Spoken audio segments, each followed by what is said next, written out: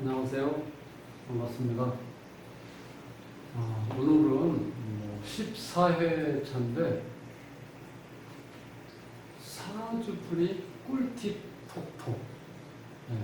지금까지 이론 공부를 어느 정도 해왔는데 이론만 계속하면은 나중에 좀 헷갈려요. 그래서 이런 사주풀이라고 얘기도 하고 통변이라고 얘기도 하고 또 어디 가면 사주 분석이라고 얘기도 합니다. 이렇게 여러 가지로 표현하는데 사주 푼다는 말이 제일 자연스러울 것 같아서 제가 일단 그렇게 시작을 합니다. 그래서 이거는 이제 사주 팔자가 있으면 어느 한 부분을 이렇게 푸는 방법을 제가 이제 조금씩 설명할 겁니다. 그래서 사주풀이 꿀팁을 일주일에 한 두세 번 정도? 한 번 할 때도 있겠지만, 그 정도로 해서 우리가 정규적으로 화요일 날하고 금요일 날 수업하는 것 사이에 좀 끼워넣어가지고, 여러분들이 이론 공부하고 해서 그 사이에다가 실제 푸는 방법을 조금씩 제가 이제 말씀을 드리려고 합니다.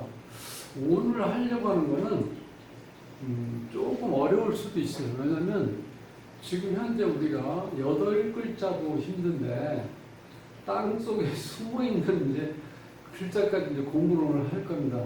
근데 이게 상당히 중요합니다. 그래서 조금 벅찬 거는 알고 있는데 그래도 언젠가는 우리가 해야 될 공부니까 매도 일찍 만든 게 낫다고 그러잖아요. 그래서 조금 일찍 맞으려고 해요. 이해해 주시기 바랍니다. 자, 이건 우리가 땅 속에 숨어있는 기운을 지장간이에요, 지장간.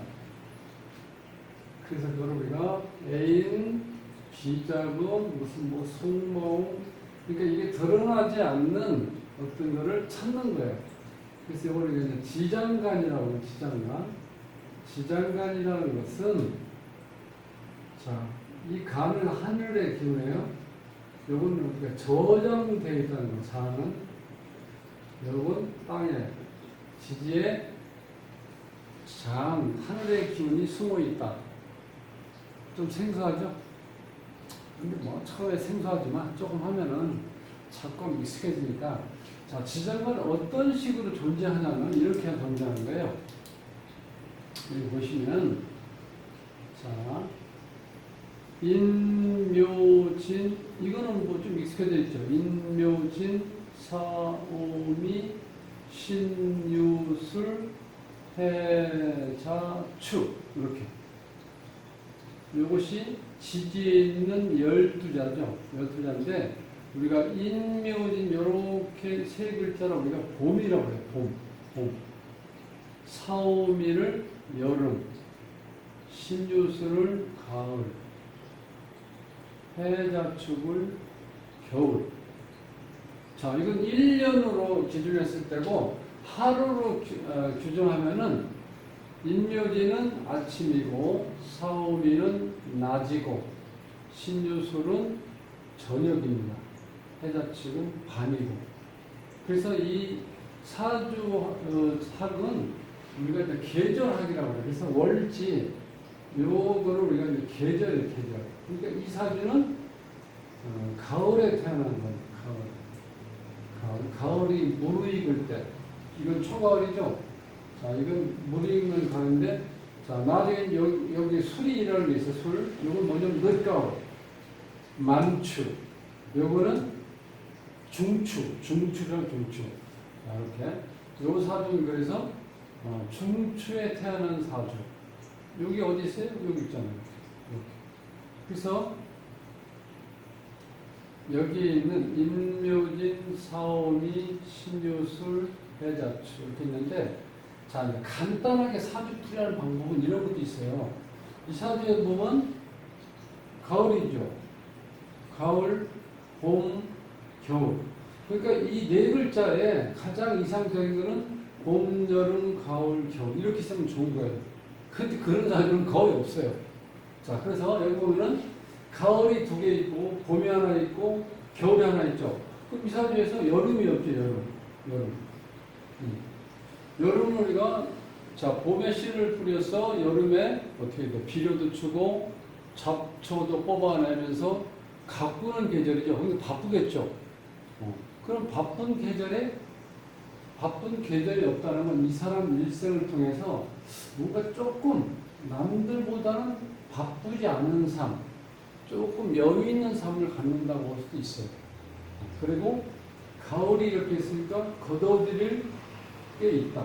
걷어들일 게 있다. 이건 어떻게 돼? 봄이니까 조금 서둘러서 뭔가 준비할 수 있는 그런 일도 생긴다. 그 다음에 자, 이 사주 끝에 보면 이 글자가 나요. 하루로 치면 밤이라고 했죠. 일생으로 치면 노는 길이죠. 자, 이 겨울이라는 건 우리가 자, 이렇게 수확을 해서 창고에 보관해 놓고 쉬는 겁니다. 휴식. 밤은 뭐 어떻게 휴식을 얘기하는 거잖아요. 밤. 그러니까 내가 육체적인 어떤 운동, 노동을 하는 게 아니고 정신적인 어떤 노동을 한다. 책을 본다든지, 뭐 어떤 시를 쓴다든지, 그림을 그린다든지, 이렇게 해서 뭐 영화를 보러 간다든지, 그렇게 뭔가 정신적인 어떤 두뇌 활동에 어떤 도움되는 시간을 갖는다. 그런 뜻이에요. 이렇게 해서 보면은, 그래서 오늘 좀 하려고 하는 거는 이 숨겨진 애인이라든가 비자금 혹은 뭐 속마음 이것을 잡아야 돼요.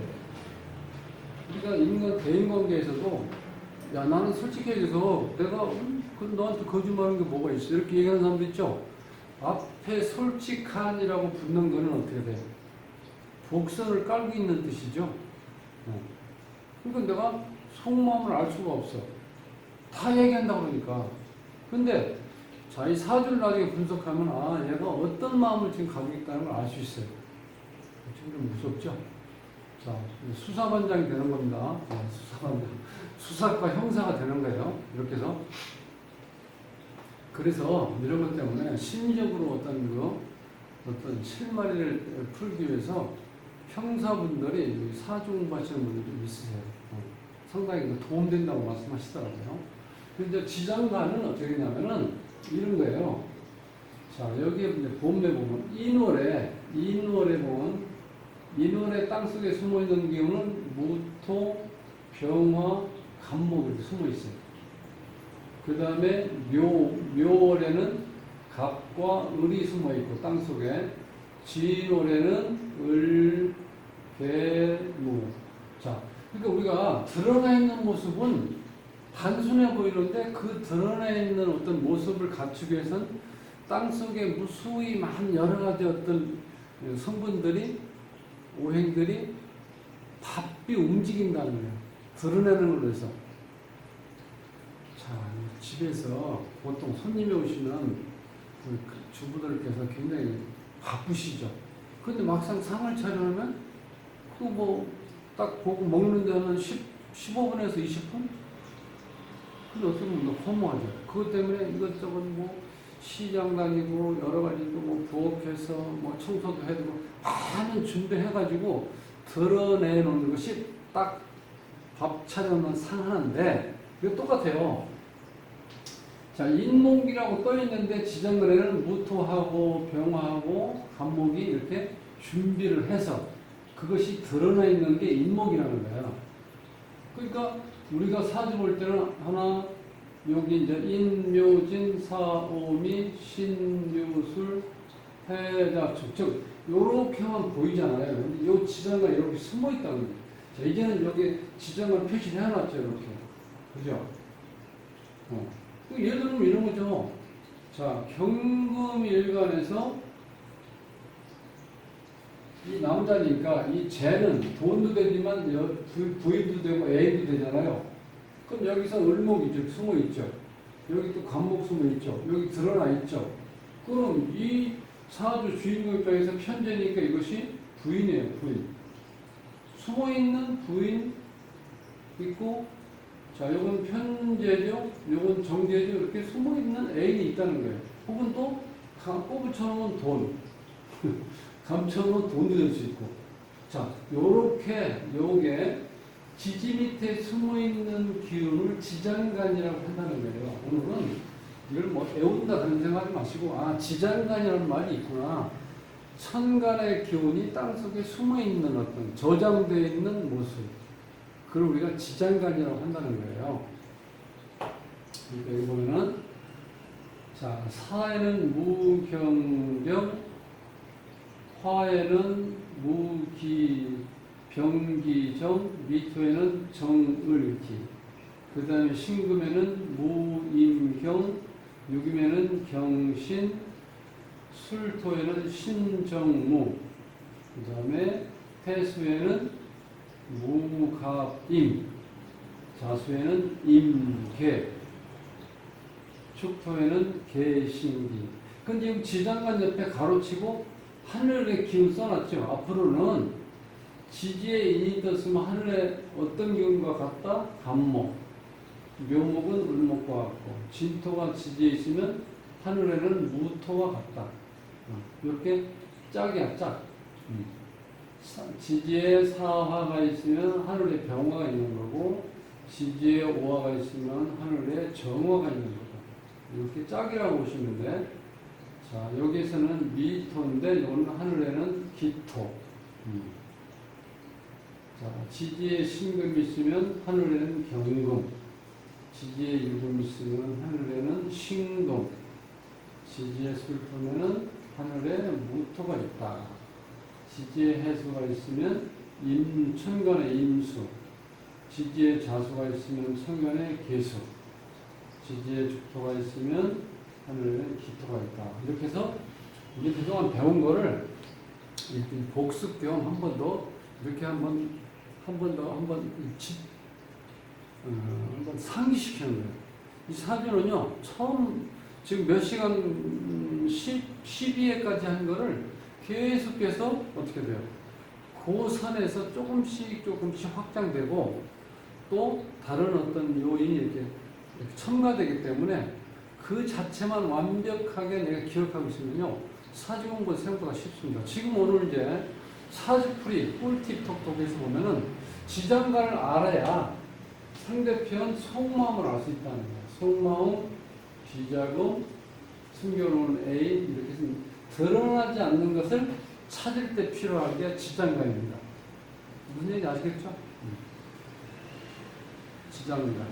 처음에 조금 어려운 것처럼 느끼는데, 크게 뭐 이렇게 부담 갖지 마시고 자주 나올 겁니다. 계속해서 잊을만 하면 이렇게 나올 거예요. 그럼 지장간 이제 찾기가 쉬워요. 자, 그래서 여기서 보면은 이제 전체적으로 요건 봄 기운이에요.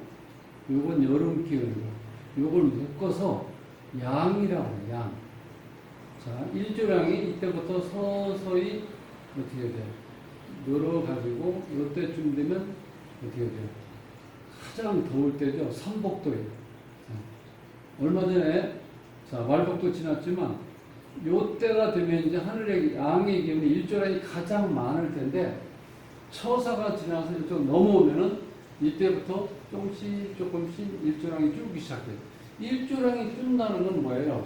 날씨가 싸늘해지기 시작하고 춥기 시작한다는 거예요. 자, 가을이 되면은 일조량이 어떻게 해요? 적어지면서 서늘한 반응이 불기 시작하죠.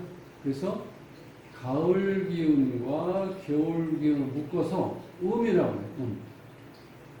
그럼 자, 양 중에서 요거는 약간의 이 겨울 기운이 넘어와 있기 때문에 약간의 기운이 있겠죠. 이거는 양 중에 양이죠. 자, 요거는 중에 약간 양, 여름 기운이 이렇게 넘어와 있죠.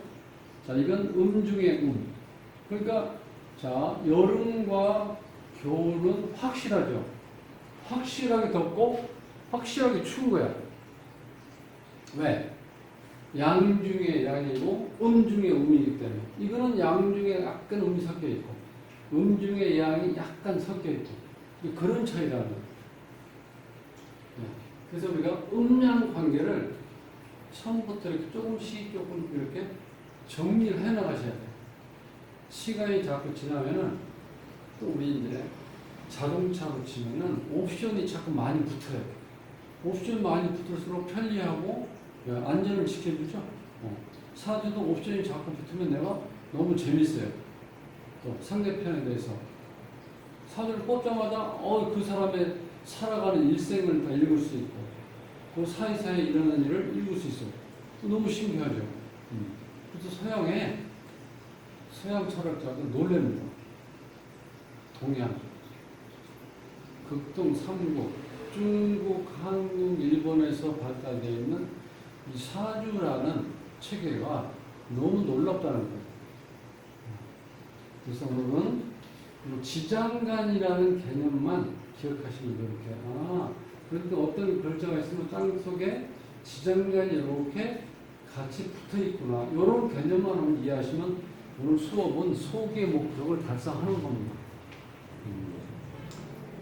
낯설은 어떤 용어를 한번 지장간이라는 용어를 배우면서 오늘 수업은 이것으로 끝내고 행복한 삶으로의 초대 골라먹는 사주패를 모십니다. 오늘 남은 시간도 행복하시고 더운 날씨 막바지 더위에 건강 조심하고 다음 시간에 뵙겠습니다. 감사합니다.